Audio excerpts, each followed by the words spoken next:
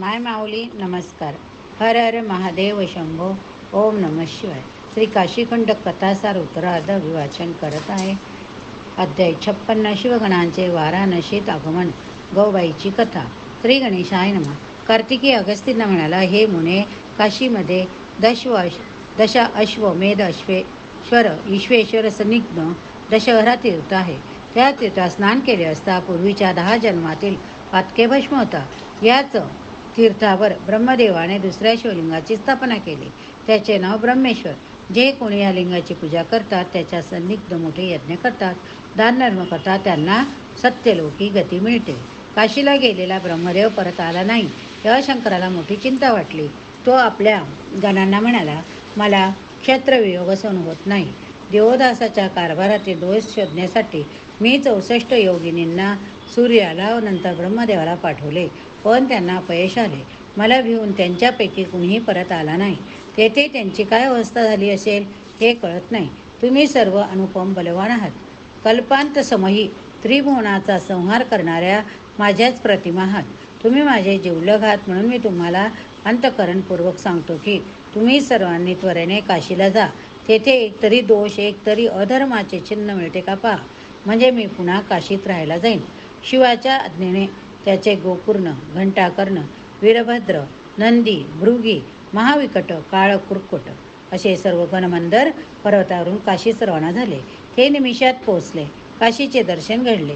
त्यांना मोठे समाधान वाटले. पुण्यक्षेत्राच्या मनोहर वैभवाकडे ते एकटक पाहत राहिले. आपण ते कशासाठी आलो याची त्यांना विसर पडला. आज आमचे पूर्वसुकृत फळास आले. आज आमचा भाग्योदय झाला.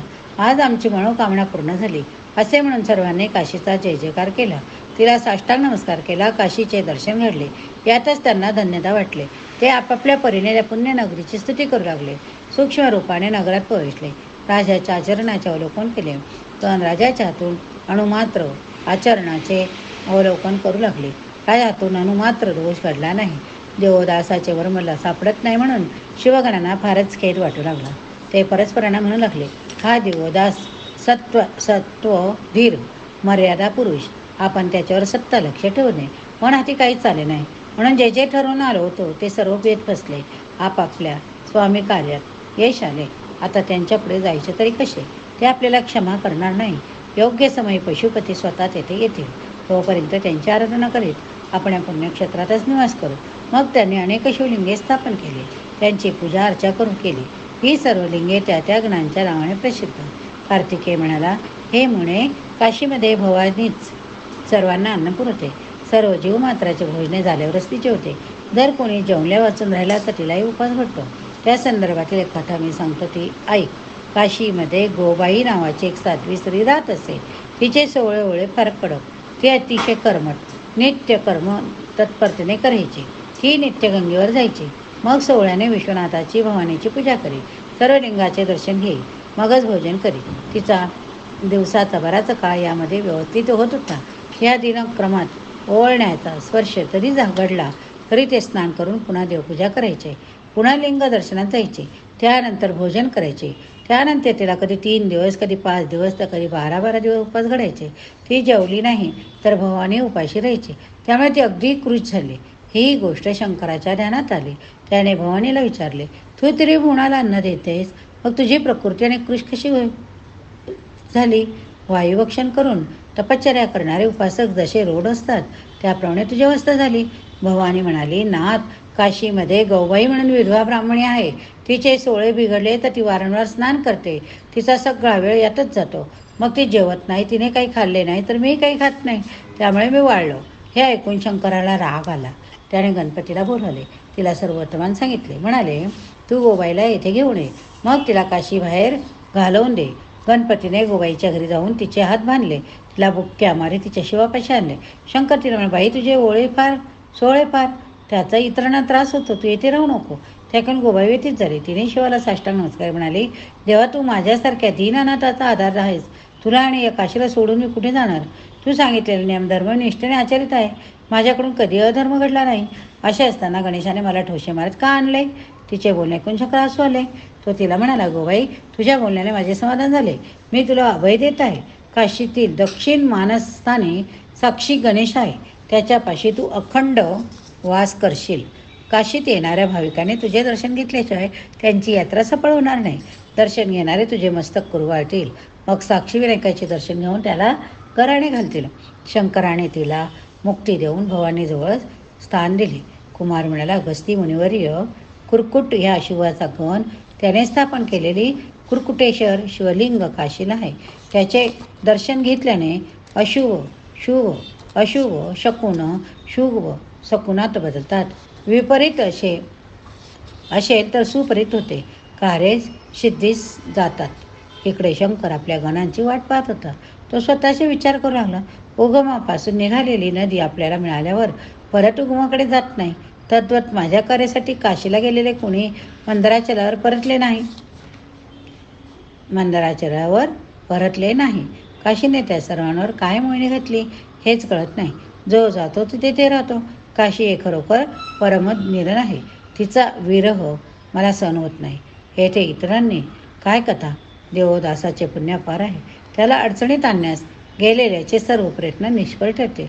आता कोणाला पाठवावे बरे. या ठिकाणी अध्याय समाप्त झाला. पुढील अध्याय गणपतीचे भविष्य कथन. श्री गणेशाय म्हणाला, कार्तिकेय. अगस्तीना म्हणाला, हे म्हणे शंकर चिंतामग्न होऊन विचार करीत होता. त्यासमयी गणपती त्याच्याजवळ बसला. मी त्याचे मनोगता जाणून तो उभा राहिला. पितृचरणांना वंदन करून तो म्हणाला, तात मी असताना चिंता कसली. मी काशीत जातो. देवदासाला विघ्न उत्पन्न करून तुम्हाला काशीत राहायला मिळेल असे करतो. तुमच्या कार्यासाठी येथे गेलेल्याचे काय झाले तेही पाहतो. गजाननाचा आपल्या बुद्धीवर कर्तृत्वावर पूर्ण विश्वास होता. शंकराला मोठे समाधान वाटले. त्याने गणपतीला जाण्याची अनुज्ञा दिली व म्हणाला, बाळा, त्या राजाचा अंतकाळ जवळ आला. त्यामुळे तुला यश मिळेल असा मला विश्वास. तू माझे काशी विरहाचे दुःख दूर कर. मतकार्यासाठी तेथे गेलेल्या त्या अपयशी ठरलेल्या सर्वांना क्षमा कर. शिवाय प्रदक्षिणा करून गणपती त्वरेने काशीत आला. त्याने भागीरथीचे दर्शन घेतले. तिला मातृस्वरूप मानून वंदन केले. काशी पंचक्रोशीचे वैभव पाहिले. वृद्ध ब्राह्मणाचे रूप घेतले. हातात नक्षत्रपट घेऊन त्याने नगर प्रवेश केला. तो घरोघरी हिंडू लागला. लोकांना भविष्यातील सूचक घटना सांगू लागला. लोकांनी विचारलेल्या प्रश्नाचे अचूक उत्तरं देऊ लागला. तो लोकांचे मनोगत घोळ करे. त्याची चिंतलेल्या गोष्टी सांगे. तो कोणाकोणाला कोणती स्वप्न पडे हे सांगे. मग तो निद्रेत असताना तशी स्वप्ने दाखवे. प्रातःकाळी सर्वांना भेटून मी सांगितल्याप्रमाणे स्वप्न पडले की नाही अशी विचारणा करी. त्यामुळे जनमानसावर त्याची छाप पडली. तो कोणाचा मृत्यू कधी आहे, गर्भार स्त्रीचा उदरात मुलगा की मुलगी असे नेमके सांगत असे. लोकांना तशी अनुमती येत असे. त्यामुळे ते आश्चर्यमुग्न होते. त्याचे कौतुक करत अशा प्रकारे काशीतील लोकांना त्याने जणू मोहिनीच घातले. तो लोकांचे श्रद्धास्थान बनला. बघता बघता त्याची सर्वत्र कीर्ती झाली. एकदा तो राजवाड्यात गेला. तेथे लीलावती राणीची भेट झाली. तिला त्याच्या विद्वत्तेविषयी अधिक माहिती ऐकले होते. तिने त्याच्या आनंदाने स्वागत केले. त्याची पूजा केली. त्याला अतिथी म्हणून राजवाड्यात ठेवले. त्या रात्री राणीला त्यानेच विचित्र स्वप्ने पडली. दुसऱ्या दिवशी त्याने तिची भेट घेतली. म्हणाला, राणीसाहेब, काल रात्री तुम्हाला फार विपरीत स्वप्न पडली. वास्तविकता दुःस्वप्नाची राणी फार अस्वस्थ झाली होती.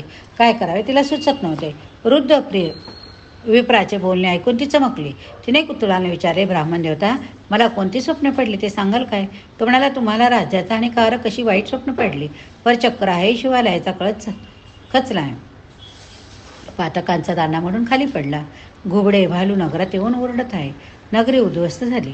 भागीरथीला रक्ताचा महापूर आला. सौभाग्यवती स्त्रिया रडत होत्या.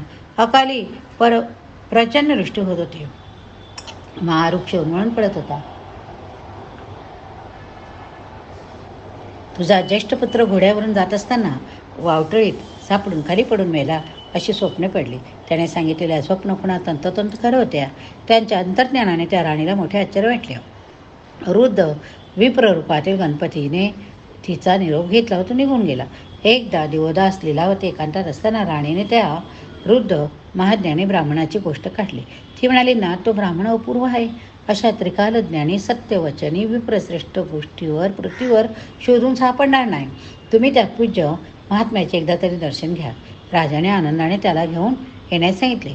दुसऱ्या दिवशी राणीने काही हुशार दासींना त्या वृद्ध ब्राह्मणाच्या बिराडी पाठवले. त्यांनी ब्राह्मणाची भेट घेतली. म्हणाले, आमच्या महाराजांनी तुमची ख्याती ऐकून तुम्हाला भेटायला बोलवले. गणेश वाट पाहत होता. दासींचा निरोप मिळता तो त्वरेने राजसभेत गेला. त्या तेजपुंज वैरुद्ध ब्राह्मणाला पाहून राजा सिंहासनावरून उठला. सामोरा गेला, त्याला वंदन केले, त्याला सन्मानाने सिंहासनावर बसवले, त्याची षोडोपचारे पूजा केली. मग त्याची माहिती विचारली. ब्राह्मण म्हणाला, राजा, मी एके ठिकाणी कधीच राहत नाही, नेहमी त्रैलोक्यात संचार करतो. सर्वत्र तुझी कीर्ती ऐकली म्हणून येथे येणे केले. मला तुझ्याकडून कोणत्याही दानाची अपेक्षा नाही. तुझ्यासारख्या समर्थ पुण्यश्लोक लोकांच्या भेटी होतात, हाच लाभ मानून मी समाधानी. मग दिवोदासाने स्वतःची माहिती सांगितली. तो पुढे म्हणाला, मी 80,000 वर्षे या सप्तद्वीपवती पृथ्वीवर राज्य करीत आहे. तरी ते कसे चालले ते सांगावे. वृद्ध ब्राह्मण म्हणाला, तुझे सामर्थ्य अष्टदिक्पालापेक्षा मोठे.